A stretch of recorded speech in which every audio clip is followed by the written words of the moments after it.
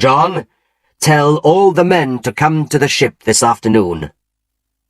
The doctor turned to me. Come and see the ship, Jim, he said, and meet our captain, Captain Smollett. So we went to the Hispaniola.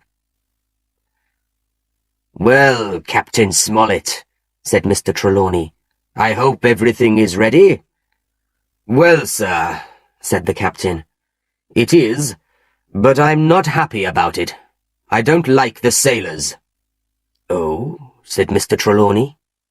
He was very angry with the captain. But Dr. Livesey said, Tell me, Captain Smollett, why are you unhappy? Well, said the captain, I don't know where we are going, but all the sailors say we are going to look for treasure. I don't like it. I don't know these men. Well, what do you want? Asked the doctor. We must have all the guns in our rooms, sir.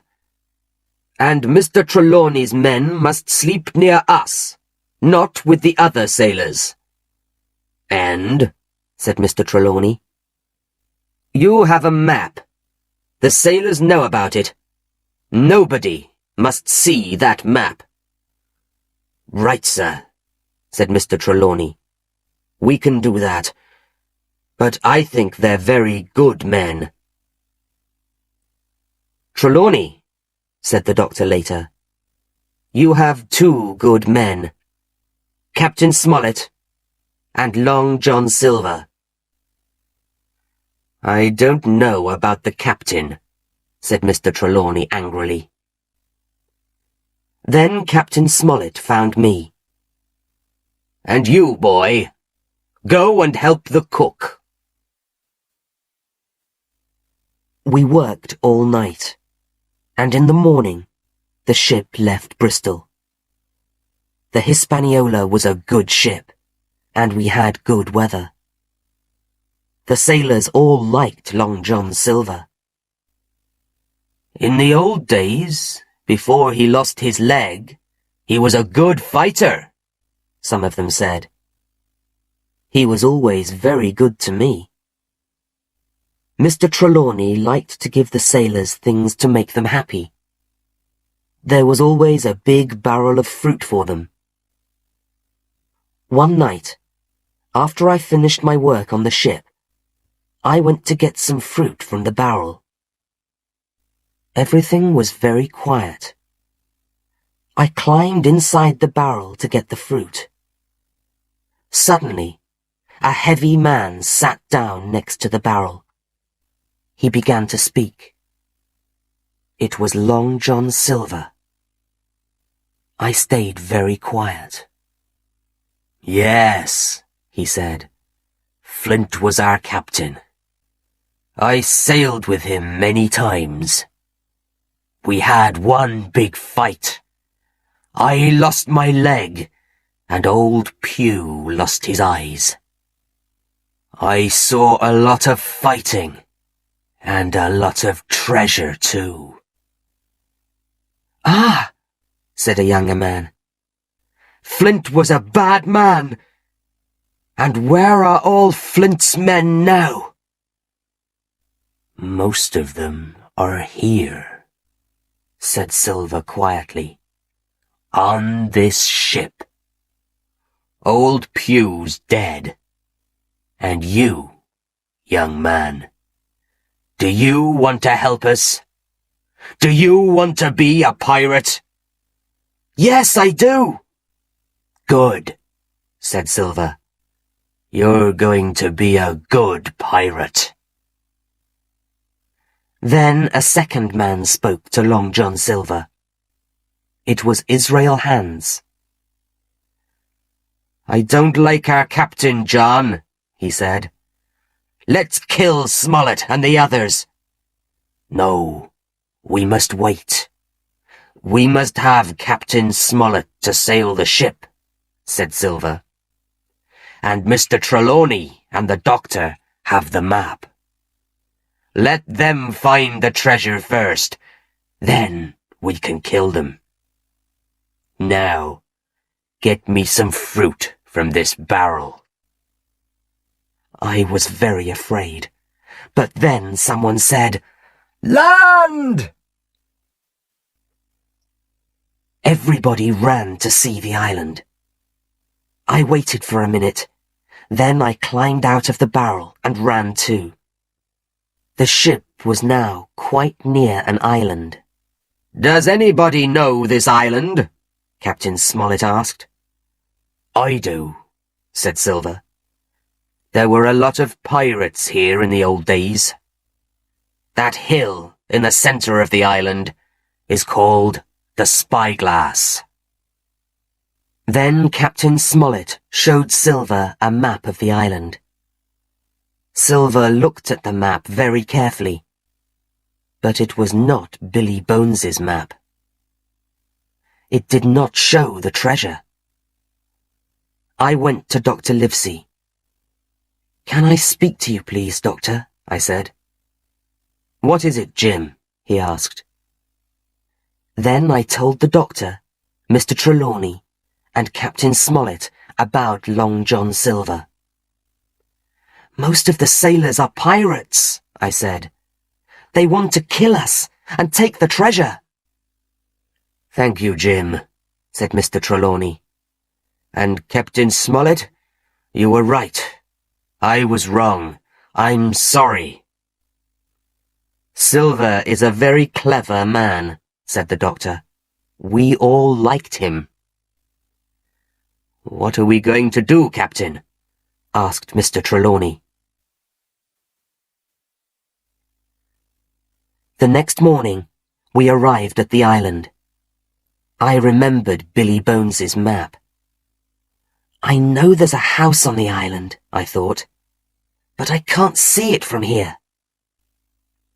The sailors wanted to leave the ship, but Captain Smollett said, "Tell the men they can go to the island this afternoon." "What are we going to do?" asked Mr. Trelawney. "We must think quickly." 3 of the men on the ship, Hunter, Joyce, and Redruth, were Mr. Trelawney's men. He told them about Long John Silver and the pirates, and he gave them some guns.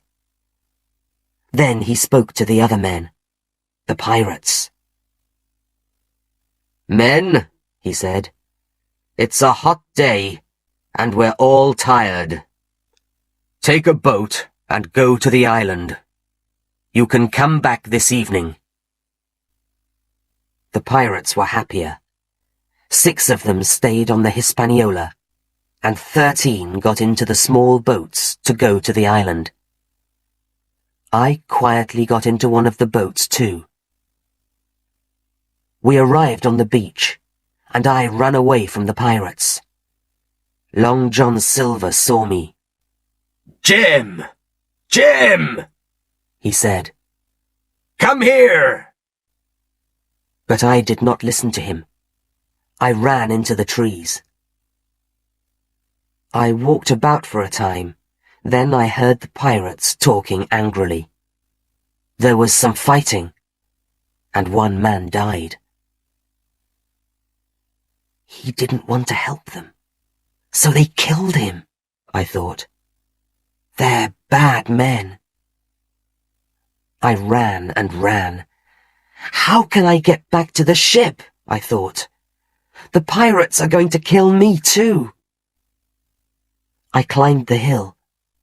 Suddenly, I saw a man. Who's this? I thought.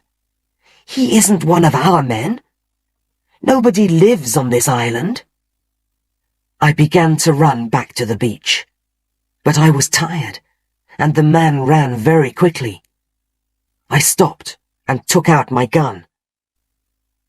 The man carefully came out of the trees. "Who are you?" I asked. "I'm Ben Gunn," he said. "I live here. The pirates left me on this island 3 years ago.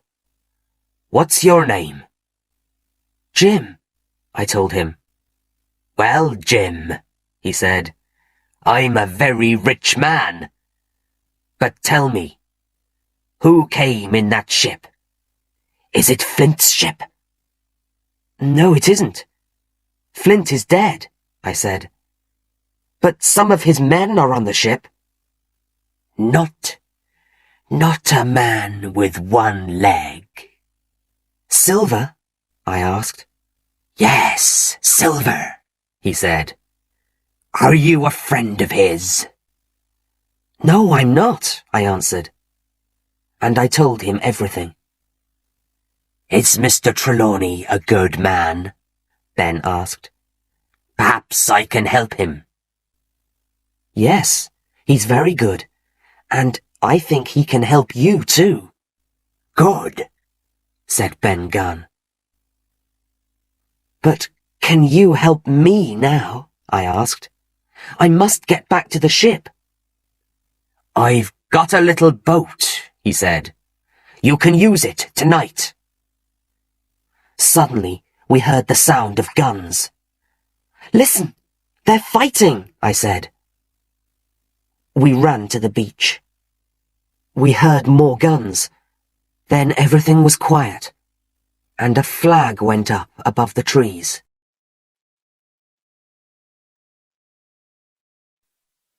Dr. Livesey's story. At 1:30 in the afternoon, 2 small boats went from the ship to the island. We looked for Jim Hawkins on the Hispaniola, but he was not there. We waited on the ship. There were 6 pirates with us. Then Hunter and I took a boat and went to the island. I wanted to see the house on the island. The house was strong, and it was in a good place. We can stay here, I thought. There's water, and we can bring food and guns from the ship. Then I heard the pirates fighting in the trees. They're killing someone, I thought. Perhaps Jim Hawkins is dead. Hunter and I went back to the Hispaniola.